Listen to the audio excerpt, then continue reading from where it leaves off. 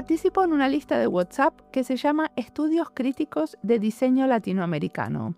La creó Juan Montalbán hace un tiempo en relación a un curso abierto que estaba dando en la universidad. Es una lista bastante activa. A la entrevistada de hoy me la recomendaron entrevistar en esa lista. A veces les pido recomendaciones, a veces les cuento qué estoy publicando. Ahora la lista tiene más de 200 miembros. Si a alguno le interesa participar, me dice y podemos agregarlo.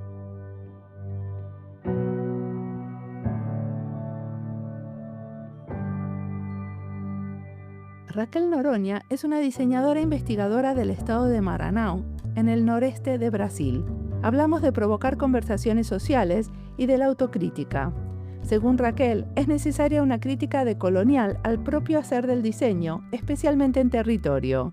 Ella nos cuenta cómo la práctica del diseño en territorio puede contribuir a la equidad. Ella propone defuturizar el diseño, un diseño de aquí y ahora, no replicado, localizado. Y por último, trabajar la colonialidad a partir del cuerpo y la danza.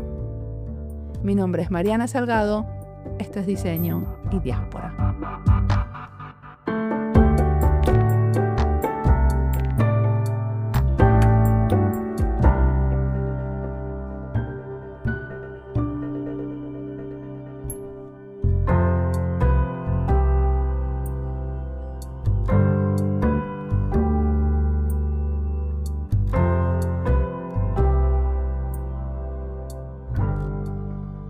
Então, eu sou Raquel Noronha, eu sou designer. Construí minha formação, minha carreira no âmbito das ciências sociais. E isso me levou a um caminho de uma visão crítica ao campo do design. Então, eu tenho trabalhado com comunidades tradicionais, ribeirinhas, quilombolas, né, e muitas vezes, né, construindo um olhar a partir de outras cosmologias com essas comunidades, né? Aprendendo muito mais do que levando conhecimento e em um processo mesmo de ressemantização, né, das práticas de design participativo, de design antropologia, a partir da visão dessas comunidades tradicionais. E que estudaste? Tenho trabalhado especialmente a questão da produção do artesanato tradicional, né, em comunidades que eu creio que são chamadas de palenques em espanhol, e como, né, essa produção artesanal ela serve também de metáfora para a relação do entendimento de como essas comunidades se veem perante o sistema capitalista de consumo, né, como essas comunidades se relacionam com o seu próprio saber fazer e com a circulação dessa produção no mercado. Então, o meu papel tem sido muito mais de facilitadora, de mediadora, do que uma designer com uma atividade propriamente criativa nessas comunidades, né? E faço isso a partir do grupo de pesquisa que eu coordeno, que é o NIDA, Grupo de Pesquisas Narrativas e Inovação, Design e Antropologia, aqui na Universidade Federal do Maranhão, no meio norte do Brasil. Decime una cosa, vos estudiaste diseño y después estudiaste antropología también? Sim. A minha formação de mestrado e doutorado foi no campo das ciências sociais, né? Especificamente na antropologia. Ah, perfecto. Eso era lo que yo te preguntaba y no me salía. Una de las cosas que estuviste haciendo con esta comunidad de artesanos es usar juegos, ¿no? Para trabajar con la comunidad. ¿Me querés contar cómo usaron los juegos? Sim, esse é um dos princípios que nós temos trabalhado aqui, né? Com o uso de coisas de design, partindo deste conceito de coisas de design, né? Dentro do design participativo escandinavo, né? Tivemos esse aprendizado, esse contato com as pessoas lá do Code. E esse conceito, ele nos ajuda a materializar questões sociais, né? Podem ser jogos, podem ser ferramentas, né? Ferramentas de fotoelicitação, né? Fotovoz. E temos trabalhado com essas comunidades no intuito de provocar a conversação social.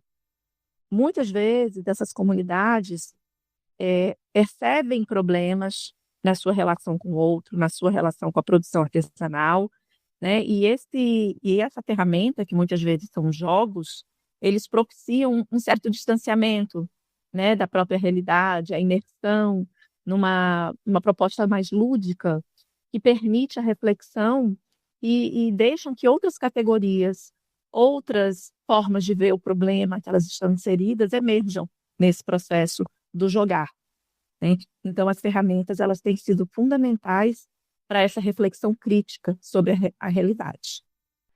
Bueno, entonces vos me decís que estas herramientas producen un cierto distanciamiento, que es lo que permite una reflexión. Y usan este concepto de cosas de diseño, ¿no? Que es un concepto dentro del diseño participativo escandinavo. Ahora me das un ejemplo de, bueno, hicimos tal cosa y pasó tal otra. Sim. Por exemplo, vou falar de um projeto que desenvolvi chamado Co-Design Empoderamento. Esse projeto, ele veio de uma inquietação minha, a partir de uma atuação num programa chamado Gender Design in STEAM, que eu fui supervisora para projetos na América Latina, um projeto empreendido pela Carleton University no Canadá, entre 2019 e 2022. E eu supervisionei 8 projetos na América Latina que tinham essa questão do gênero e do design como meio para reflexão. Era um programa que não visava o projeto de algo especificamente, mas mais entender o estado da arte sobre essas pesquisas no sul global. Então, tinham pesquisas na África, na Ásia e na América Latina. Me aproximando desses grupos, né, e desse processo de supervisão, eu fiquei muito curiosa para entender como determinadas categorias que são acionadas teoricamente pela ONU na instituição de políticas públicas eram percebidas por essas comunidades artesanais com as quais eu trabalhava naquele momento. E aí comecei com algumas orientandas de mestrado, a trabalhar algumas ferramentas para entender essas categorias locais. Resumimos as categorias em 4: participação econômica, participação política, acesso à educação e saúde e bem-estar, e levamos para o campo, né? E essas categorias, dentro, né, do Fórum Econômico Mundial, tinham determinadas características, né? O que era acesso à saúde e bem-estar, né, a quantidade de hospitais, acesso a postos de saúde, uso de remédios, medicação. E quando a gente vai para o campo com comunidades tradicionais, né, nós construímos um jogo, inicialmente, e esse jogo ele trazia essas categorias e os parâmetros da ONU. Em campo, nós percebemos que aquelas categorias que nós estávamos levando eram categorias extremamente enraizadas em determinada visão de mundo, completamente diferente das cosmovisões e cosmosentidos daquelas comunidades tradicionais. Então, o que nós fizemos? Nós decidimos, a partir de certo momento do projeto, começar a produzir as ferramentas em campo. E aí um caso emblemático para mim foi o da comunidade de São Caetano, município de Viana, aqui no interior do Maranhão. Maranhão, para quem não conhece, é um estado brasileiro situado entre o norte e o nordeste do país, um dos estados de maior situação de pobreza do Brasil, né? E também uma das maiores concentrações de populações quilombolas, né? Populações de pessoas que foram escravizadas e se mantiveram, né, após a abolição nesses territórios. Então, tem uma cultura muito forte ligada a essas tradições. E nessa comunidade de São Caetano, né, nós construímos um jogo que foi intitulado Jogo do Coco, né, pelas próprias crianças do lugar, porque o coco babaçu, né, que é a espécie de coco que existe nesse território, e essas mulheres extraem esse coco do território, ele é um produto com uma sustentabilidade 100%. Desde a palmeira até a semente, tudo é aproveitado nessa comunidade.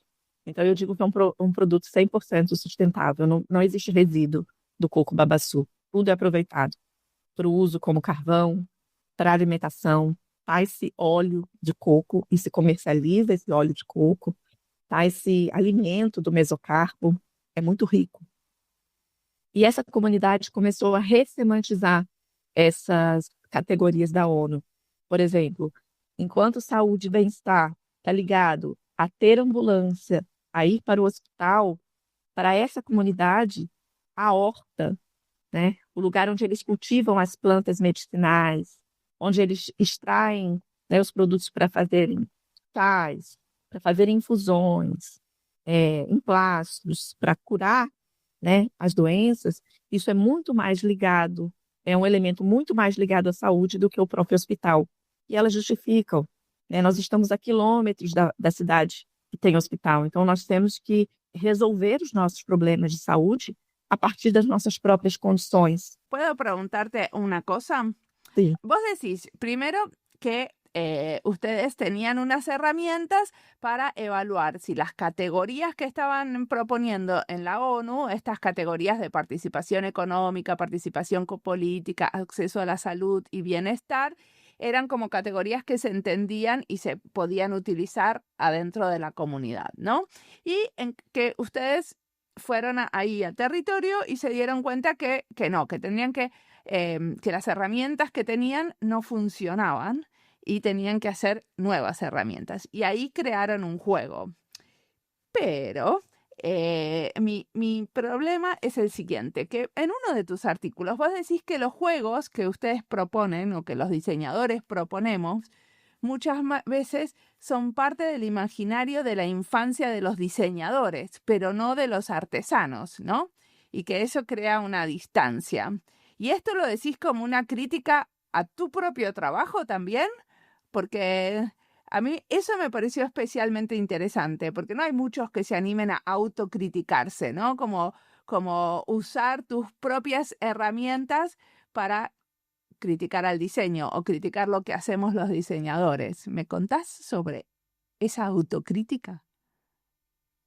Sim, essa tem sido a tônica da minha reflexão teórica contemporânea, do que eu tenho pensado, a partir de uma crítica decolonial, né, ao próprio fazer do campo do design.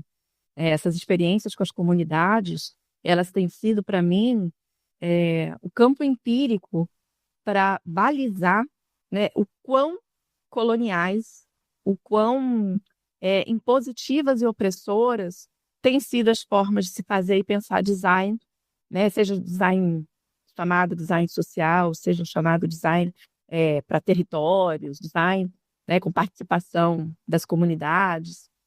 E isso tem sido assim, uma bandeira, né, que eu tenho refletido e defendido, né, de designs que possam ser menos, né, marcados por hierarquias epistemológicas, cosmológicas, né? E quando eu falo que eu vou à comunidade, eu aprendo muito mais do que qualquer outra coisa, né, do que ensino ou do que levo conhecimento, tem sido isso, né, de aprender que aquilo que nós propomos, muitas vezes, não é aquilo que as comunidades querem ou que elas vislumbram como imaginação de futuro para elas próprias. Então, tem sido uma reflexão sobre o próprio conceito de participação, né? O que é uma participação? Até que ponto nós estamos, de fato, permitindo a participação dos outros dentro dos processos de design, se esses processos acontecem a partir dos nossos termos y no dos termos dos otros, ¿no? Yo no estoy falando. ¿Y ustedes pudieron cambiar eso? O sea, pudieron decir, bueno, esto que estamos planteando, si los conceptos de la ONU tienen o no cabida en este territorio, no es muy importante, hagamos lo que necesita la comunidad. ¿Llegaron a ese punto? Sim. Inclusive, mostrando esses relatórios, e a gente construiu um documentário mostrando esse processo da mudança da ferramenta, né? A ferramenta que a gente levou pronta, uma ferramenta a partir do nosso ponto de vista, né? E que gera muito mais, o processo de design gera muito mais aprisionamento do que empoderamento. Essa é a conclusão da dissertação de Rayama Portela, né? Uma grande companheira que já nos deixou nesse plano, mas que foi muito importante para pensarmos essas questões dentro do NIDA. E aí, a partir daí, contemporaneamente no NIDA, a gente tem trabalhado ferramentas construídas com a comunidade, né? Desconstruindo o caráter colonial das nossas próprias ferramentas. Então, a nossa crítica, ela advém dessa prática metodológica, né? E não de um pensamento puramente teórico, né? De decolonizar. Eu estava conversando sobre isso mais cedo, numa outra entrevista que eu dei antes dessa, né? E falando sobre exatamente essa necessidade de uma prática decolonial e não apenas um discurso decolonial, né? E essa prática, ela tem acontecido em campo, de fato. Ok, cambiaron las herramientas, pero ¿cambió también el objetivo?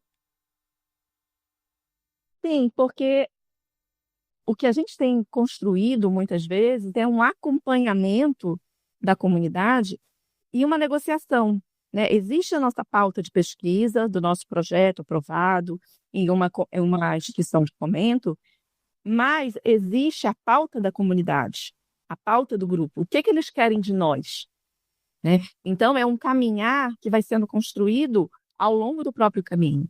E aí também vem a crítica, né? E há um elemento fundamental que é a temporalidade no processo de design participativo ou no design antropologia, que é onde eu me sinto mais, né, à vontade, né, articulando os dois campos de conhecimento teoricamente, que é justamente pensar o tempo, né? O tempo do edital de fomento, o tempo do projeto de pesquisa do mestrando ou meu próprio, e o tempo da comunidade, aquilo que a comunidade entende como participação em processo de design, né, no nosso processo de design, mas também a nossa participação nos projetos de resistência, de sustentabilidade, de manutenção física e simbólica daquele grupo, né, que muitas vezes são oprimidos, estão sempre lutando pela sua permanência, né, dentro do espaço da cultura, dentro do espaço do saber fazer. Pero ¿hace cuánto que están trabajando, por ejemplo, con la misma comunidad, ahora que estamos hablando de los tiempos?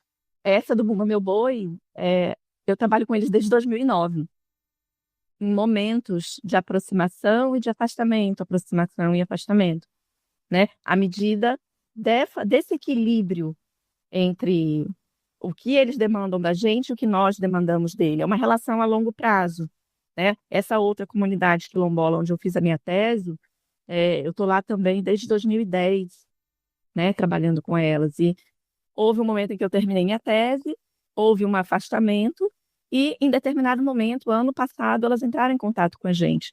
Raquel, nós queremos fazer um museu quilombola. E você pode nos dar suporte nesse processo? E aí eu me aproximei novamente, nós estamos indo para lá, co-criando o conteúdo e a forma desse museu com essa comunidade, né, a partir, né, também de mapeamentos, também de ferramentas. Nós criamos uma ferramenta que é um protótipo do próprio museu, uma casinha, e que funciona como uma sonda. A gente deixou essa casinha e elas vão preenchendo esse espaço do museu com desejos, com imaginações do que elas gostariam que seja o conteúdo desse próprio museu, né? E essa semana nós estamos indo para lá. Qué lindo lo de diseñar un museo juntos, Sí. ¿no? Ese es un proyecto hermoso. ¿Hace cuánto tiempo están trabajando en eso? Nesse já estamos trabalhando desde setembro do ano passado, né? Com visitas e ¿Y processos. el museo se abre cuándo? Estamos trabalhando agora nessa parte de materialização, né? Agora em junho, e a nossa proposta é que a gente abre em setembro, né? Então, processo de trabalho em 1 ano. Oh, es un año de trabajo, es un montón. Qué bueno. Vos decís en un artículo que cuando proponemos un cuestionario o un juego de diseño, en ambos casos estamos como imponiendo una forma de colaboración. Me gusta como decís que esos formatos son como legitimadores de la imposición de saberes. ¿Cómo te parece que podemos, desde la práctica del diseño, construir procesos más equitativos? Eu creio que a partir da escuta, né, do interesse legítimo em entender a cosmovisão, né, das pessoas com as quais nós pesquisamos, e é, para mim, um grande salto, né, a inclusão da participação não apenas num diagnóstico ou num processo de validação. Eu acho que tem uma caixa preta no processo de design, que é a criação. E esse espaço de privilégio, de ação dos designers, ele ainda não foi aberto de uma forma muito radical. E quando eu defendo a participação radical, é a participação na criação dos processos, como, por exemplo, no conteúdo do museu, na forma do museu, e não somente no processo de levantamento, em que eu vou lá com a minha equipe, faço levantamento. O que é que vocês querem no museu? eu quero isso, quero isso, quero isso, e a gente volta para o laboratório, projeta e devolve, né? Mas nesse processo de ir para lá, para o território, para o quilombo, e criar não só o conteúdo, mas também a forma, né? Acho que nós designers temos habilidades que ajudam na visualização e da tangibilização, mas que essas pessoas são tão capacitadas criativamente quanto nós, né? Porque a criatividade é uma capacidade humana, não somente, né? Mas também humana, e, e eu acho que aí está o processo de decolonização do processo de design, né? Em abrir o processo criativo. ¿Y qué cosas hacen para abrir ese proceso creativo? Entiendo que van a crear juntos, ¿no? Juntes. Y no es una cuestión de preguntarle cómo y después, ¿no? Ir al laboratorio y dibujar o definir cosas. ¿Qué tipo de herramientas o de qué tipo de procesos es esto de crear juntos y diseñar juntos? Dos caminhos que a gente pensa é a aproximação com os materiais. Todas essas comunidades fazem coisas, né? Eles já têm uma prática criativa. Então, a partir da prática criativa, no caso dessa comunidade, é o barro, né? A terra, construir com a própria terra esses caminhos formais, visuais, tangíveis da história que esse grupo produtivo quer contar. Então, grande parte do que a gente está propondo como forma advém da própria prática dessas mulheres, para que elas possam também fazer as coisas. Vão ter outros elementos visuais, painéis, vídeos? Sim, né? Mas eles vão dialogar com a própria prática dessas comunidades.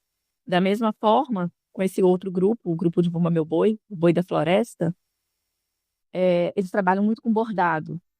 E toda a parte visual, né, do museu, toda a parte visual dos materiais que a gente tem criado com esses grupos, advém da própria prática criativa que eles já realizam, né? Para que eles tenham autonomia, inclusive, de continuar e permanecer quando na nossa ausência, quando nós nos retirarmos. Entonces, trabajaste con comunidades de artesanos en Maranhão y una de las cosas que decís es que colaborar es una relación que nunca está afuera de las cuestiones de poder de la sociedad, ¿no? Y esto es fundamental a la hora de emprender relaciones entre los artesanos y diseñadores. ¿Y ustedes cómo hicieron para poder tener una relación más equitativa? Eu creio que tem a ver com a postura em campo, né? E isso a antropologia, ela traz um aporte teórico, metodológico muito importante. Creio que ainda subestimamos a escuta nos processos de design. Isso é fundamental, esse aprendizado, não só da escuta, mas do corpo inteiro. Essas comunidades, elas fazem com o corpo inteiro. Elas moldam potes abraçando potes. Eu falo na minha tese sobre isso, que mulheres e louças se constituem mutuamente. A mulher molda o pote molda o corpo da mulher.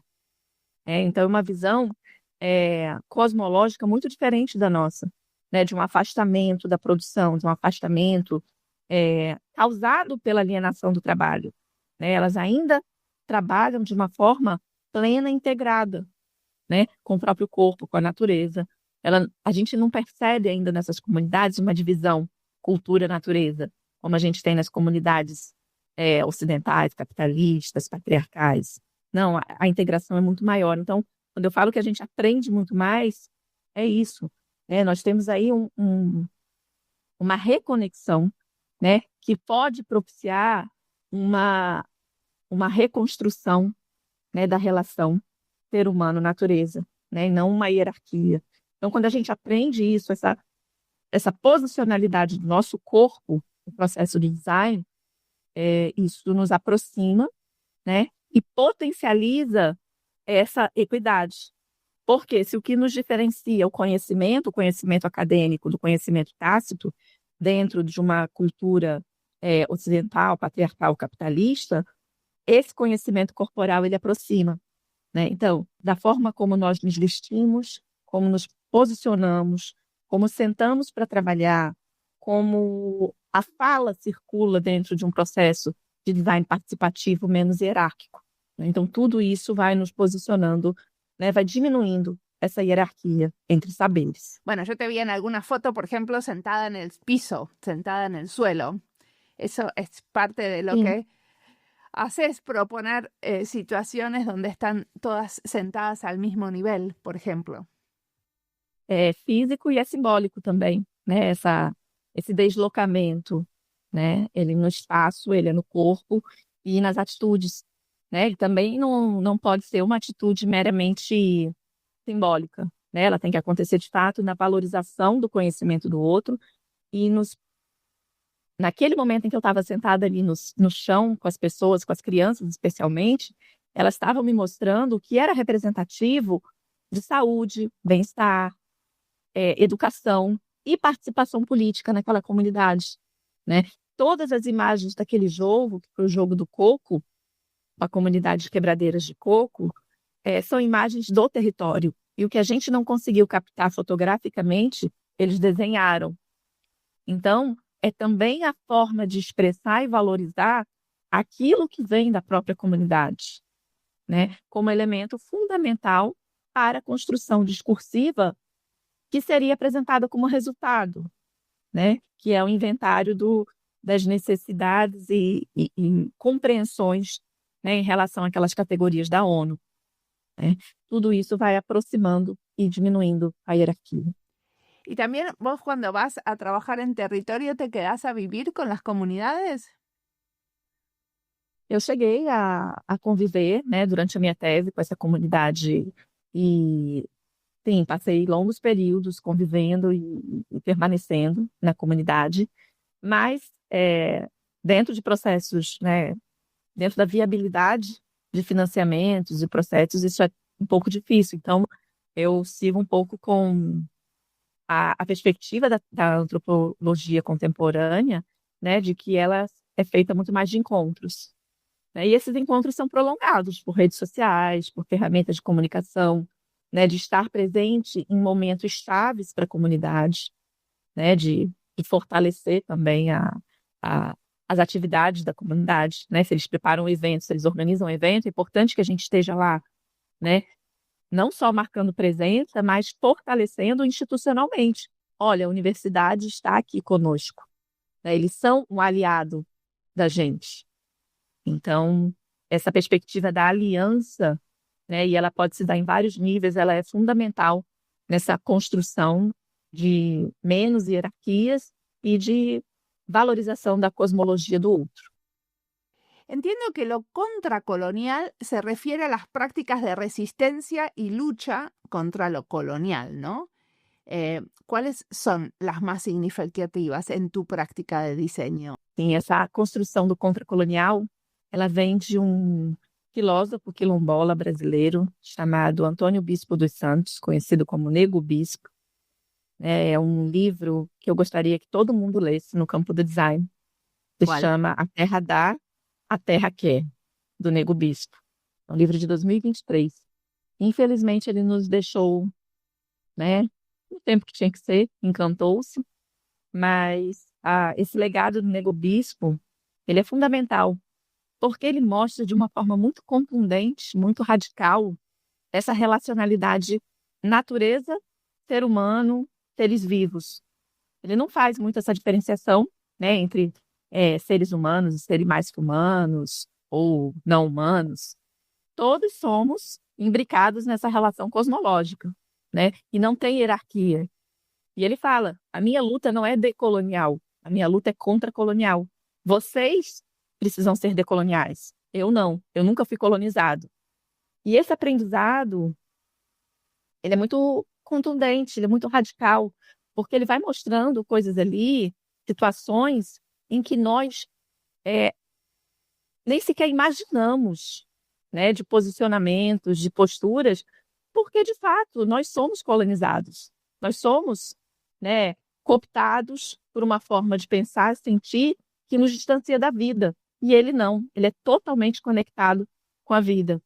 Então, eu acho que, no máximo, né, como ele nos convida, nós somos aliados de processos contracoloniais, né? Como? Com as nossas ferramentas, com as nossas possibilidades de tangibilização, visualização, debate crítico a partir da materialidade, do saber fazer e da criatividade. Eu acho que esse é um grande papel contemporâneo de nós designers, né?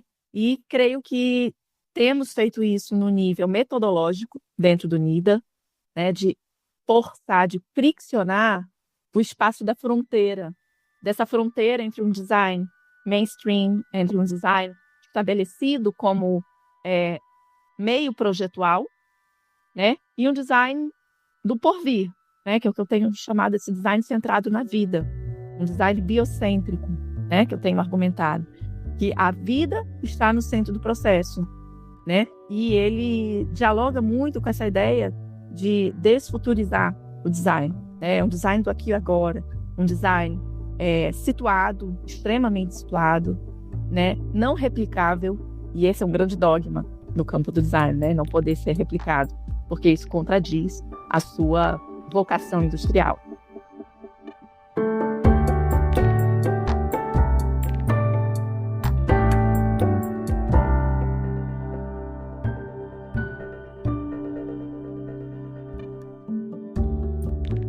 Esta entrevista es parte de las listas Juegos y Diseño, Alimentos y Diseño, Territorio y Diseño, Brasil y Diseño, Investigación en Diseño, Activismo y Danza y Diseño. Las listas las encuentran en nuestra página web en la sección de recomendados en Spotify y en YouTube. Si estás buscando algo y no lo encontrás, siempre te puedes comunicar conmigo.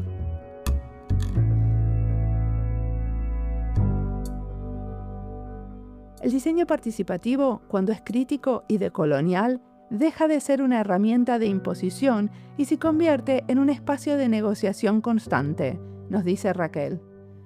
Lo vieron en Maranhão. Las comunidades no necesitan juegos o cuestionarios que reflejen el imaginario del diseñador, sino herramientas que nazcan de su tierra, su barro y sus bordados. Para hacer este trabajo la autocrítica es clave, reconocer que incluso las metodologías sociales pueden reproducir jerarquías coloniales. Pero el verdadero cambio surge cuando el diseño escucha sin diagnosticar, crea sin imponer y se pliega a los tiempos y a las prácticas ancestrales. Equidad no es llevar soluciones, sino aprender a caminar junto al otro, usando nuestras habilidades, visuales o técnicas, para materializar sus procesos, no nuestros proyectos. A mí, que me gusta decirlo con términos sonoros, sería algo así como: no se trata de dar voz, sino de devolver el micrófono. Ahora sigamos escuchando a Raquel, que tiene mucho más para contarnos.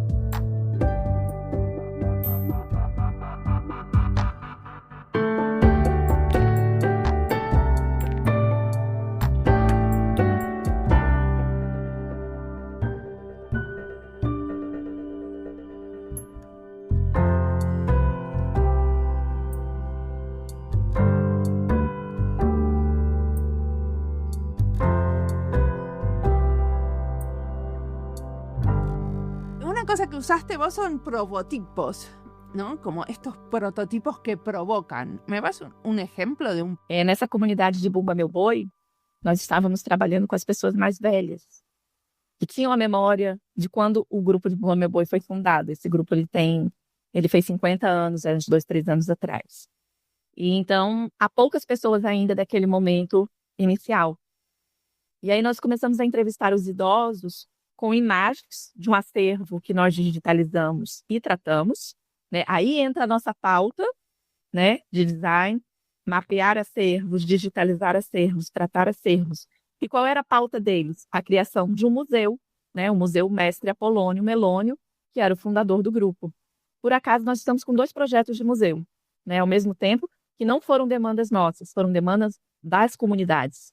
Então, isso é muito interessante também ver como as pautas vão se conectando, se integrando pela própria necessidade de pensar no futuro a partir da memória, né, dessas comunidades.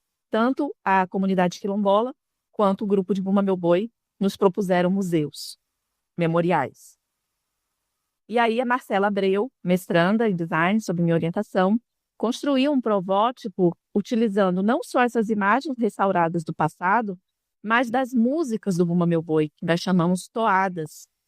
São como aboios, né? São músicas que falam sobre a própria realidade política, social, da memória, da cultura desse grupo. Então, ela utilizava as imagens e a música. Então, foi um meio de provocar a memória, né? A memória, a narração dessas memórias por meio da música, que é um elemento fundamental nessa brincadeira que é o Bumba Meu Boi. Então, ela não trabalhou só o processo de fotolicitação, o photovoice tradicional, mas trouxe também esse elemento da música, né? Como um deflagrador dessas memórias. O sea que estos prototipos eran como unos artefactos que forman parte del museo, que son para provocar las memorias.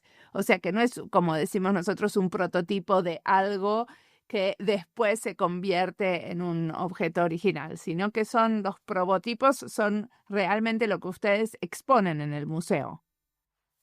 Sim, os provótipos dentro do design participativo e do design antropologia, eles têm essa definição, eles não são algo que será algo pronto. Eles são um meio para que as coisas se realizem, né? E eles são aquilo que eles representam naquele momento, mesmo que seja uma versão beta. Ele será acabado com a participação do outro, o que o outro vai responder, né, a essa provocação. Eles são na instância, no momento. Estás organizando un congreso de diseño sustentable en Maranhão. Contame, ¿qué están pensando? Sim, essa é a 10ª edição do SDS, Simpósio de Design Sustentável, um evento que chega já perto dos seus 20 anos no Brasil. Ele acontece de 2 em 2 anos e ele é itinerante. E é a primeira vez que ele vai acontecer na região da Amazônia Legal, né? O Maranhão é a Amazônia Legal, nós estamos aqui muito perto do Pará, do Amazonas. Então, temos essas questões que eu acabei de mencionar, de extrema hierarquia, extrema vulnerabilidade, os movimentos sociais, os grupos, né, produtivos locais, e como tudo isso vai ser exposto dentro dessa perspectiva da sustentabilidade. Então, é uma sustentabilidade crítica que nós estamos propondo. Nós estamos já com a submissão de artigos encerrada, recebemos 99 artigos de todo o Brasil. É um congresso de médio porte, então isso é um bom resultado para a gente.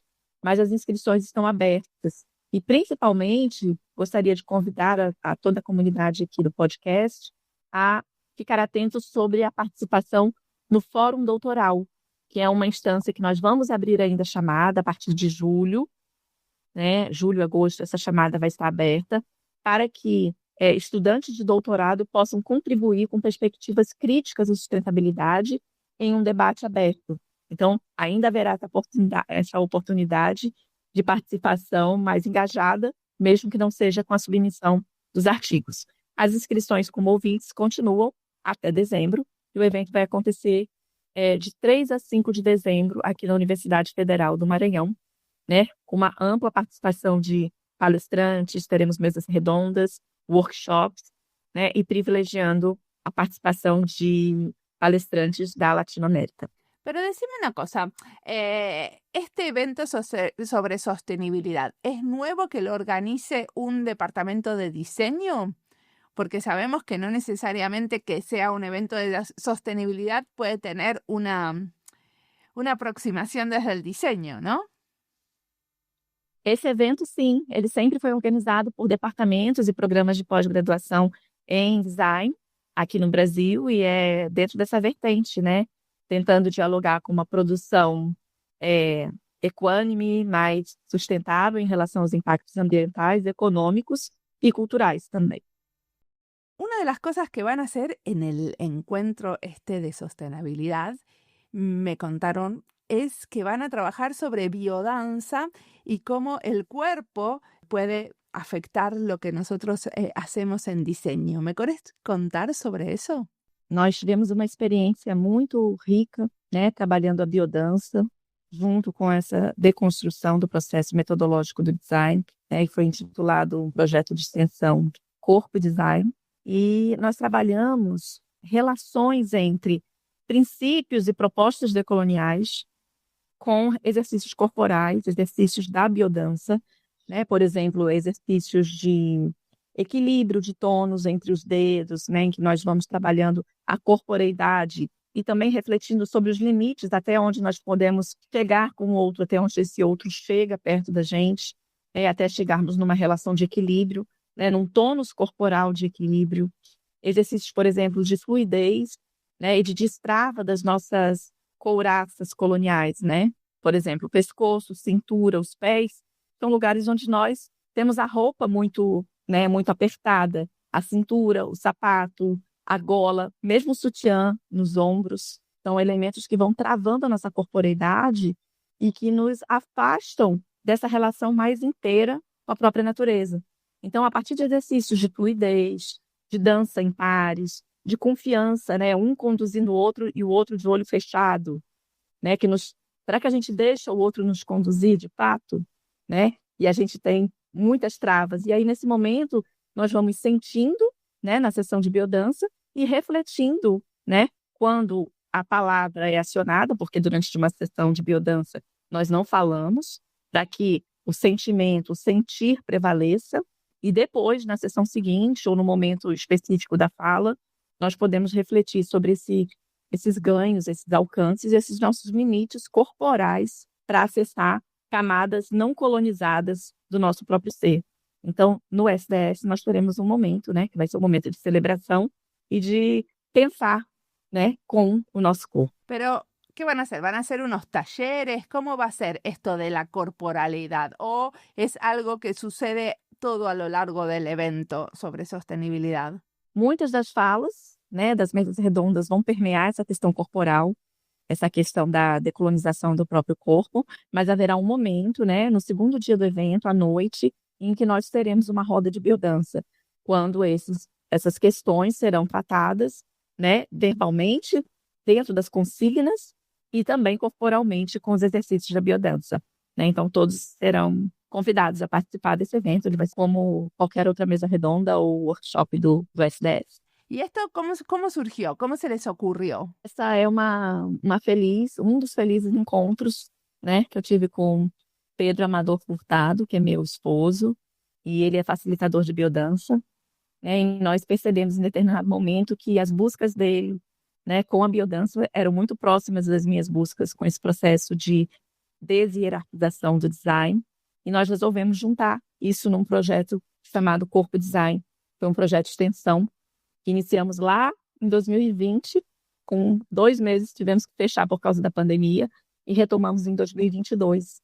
Entonces, nos recomendaste un libro. ¿Tenés algo más que te parece que es muy importante que leamos, escuchemos, miremos? O que tem nos ajudado bastante são as leituras dos feminismos latino-americanos, né? Então, recomendo Oti Curiel, né? Maria Lugones, Silvia Rivera Cusicanqui, né? São autoras que têm sido fundamentais para a gente pensar as nossas práticas metodológicas no campo do design. E a pergunta, né? Sempre o questionamento e a autocrítica, um movimento de autorreflexivo, né? Que faz parte do design participativo já há muito tempo, mas que nós precisamos fazer no âmbito da decolonialidade, né? E perguntar o quanto nossas ferramentas de pesquisa, seja um simples questionário, não está impondo visões de mundo a pessoas que possuem formas de ver, de ser e de saber diferentes das nossas. Eu acho que a teoria crítica feminista, decolonial, tem nos ajudado bastante. Perfecto. Y decime, ¿qué vas a hacer en el futuro? ¿Qué tenés ganas? ¿Hacia dónde te parece que va tu práctica como investigadora e diseñadora? Eu creio que, atualmente, né, o que nós temos feito é uma espécie de ativismo, muito mais de receber demandas e dialogar e responder, né, num processo de responsibility. Aí Dana Haraway, Ingold falando sobre esse conceito, eu acho que ele é fundamental. E a construção de uma ética, né, de uma nova ética dentro do campo.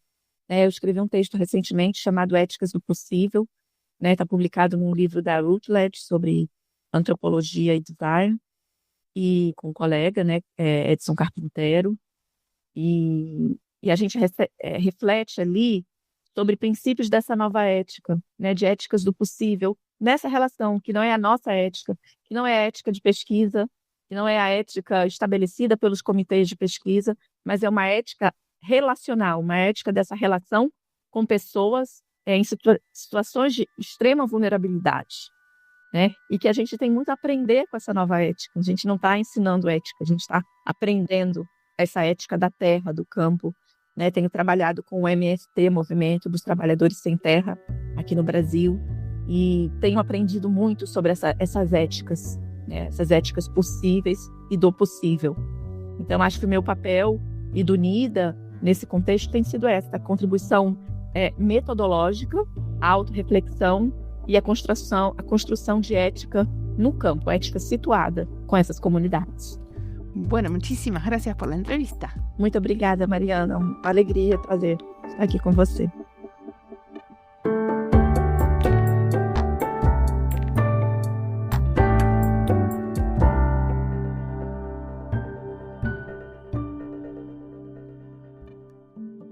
Según Raquel, subestimamos el cuerpo y la escucha.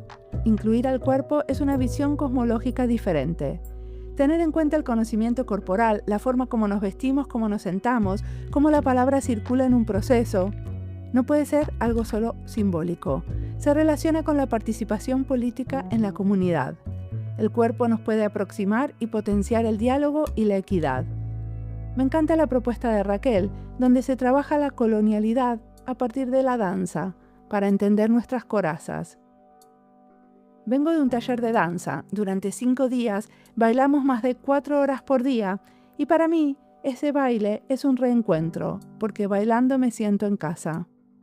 Todavía no hice una serie sobre danza, pero armamos una lista de episodios donde se habla del bailar en relación al diseño. Somos pocas a las que nos interesa el tema, pero muchos que entienden que no hay una buena facilitación sin incorporar el cuerpo, sin tener en cuenta que somos cuerpos en acción colaborativa, no solo mentes. Y si queremos hacer una buena tormenta de ideas o un buen taller de codiseño, hay que poner los cuerpos, los corazones y las mentes en acción. Sintonizarnos para conectar con les otros, los de afuera, los de las diásporas.